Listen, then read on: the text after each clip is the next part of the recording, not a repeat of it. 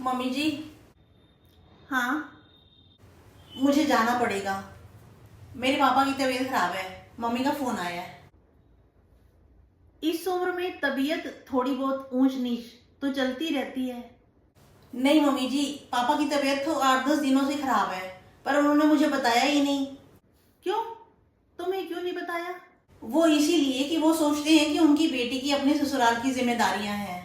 पर जब पापा की तबीयत ज्यादा बिगड़ गई और उन्हें जरूरत पड़ी कि हॉस्पिटल लेके जाना पड़ेगा, तभी उन्होंने मुझे जाके बताया है। ये अच्छी बात है।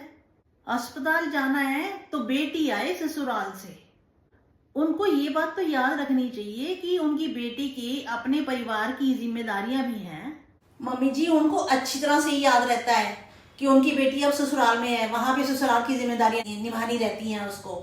इसीलिए तो उन्होंने मुझे 8-10 दिन तक बताया ही नहीं। अरे हमें क्या पता था कि वो पूरी तरह से बेटी पर निर्भर हैं। मम्मी जी, अगर उनका बेटा होता तो वो मुझे क्यों बुलाते। पर अब मुझे तो याद है ना कि मैं ही उनकी बेटी हूँ, मैं ही उनका बेटा हूँ। मुझे अपनी जिम्मेदारी तो निभानी पड़ेगी ना। अब मैं अकेली कैसे करूंगी सारा काम? अभी तो खाना भी नहीं बना है। मम्मी जी, आपका खाना जरूरी है या मेरे पापा को अस्पताल पहुंचाना? आप ही बता दो। वैसे मैं 2-3 घंटे में वापिस आ जाऊंगी और आकर खाना बना दूंगी आपके लिए। मैं भी किससे बात कर रही हूँ बेकार में। तुम तो सिर्फ अपने पापा की चिंता करोगी ना, हमारी थोड़ी ना करोगी। ठीक है, जैसे तुम्हारी मर्जी। सुनो जी, आप अपने माँ बाप को संभालो और मैं अपने माँ बाप को संभालने जा रही हूँ। क्या मतलब है तुम्हारा? अच्छा, तुम्हारे माँ बाप ने तुम्हें जन्म दिया है, पाल पोस कर बड़ा किया है, पढ़ाया लिखाया है, और मेरे माँ बाप ने मुझे बाजार से सीधा खरीद कर तुम्हारे हवाले कर दिया है। कहना क्या चाहते हो तुम?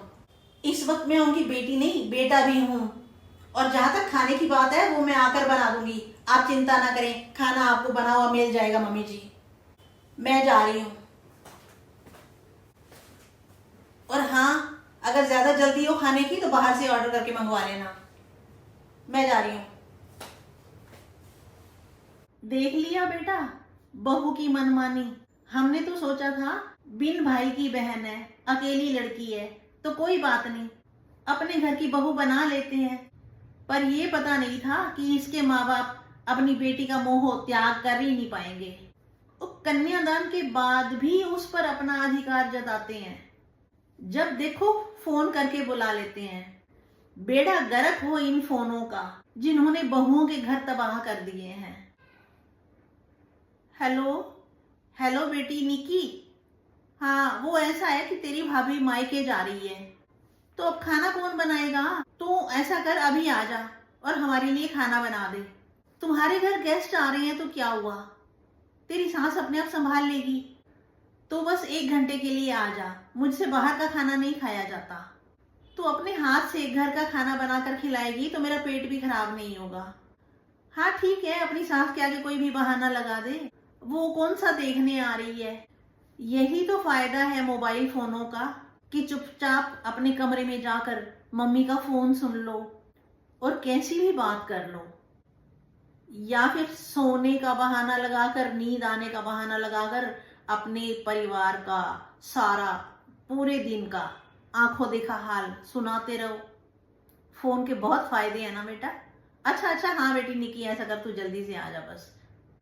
चलो फोन रखती हूँ, मैं इंतजार कर रही हूँ।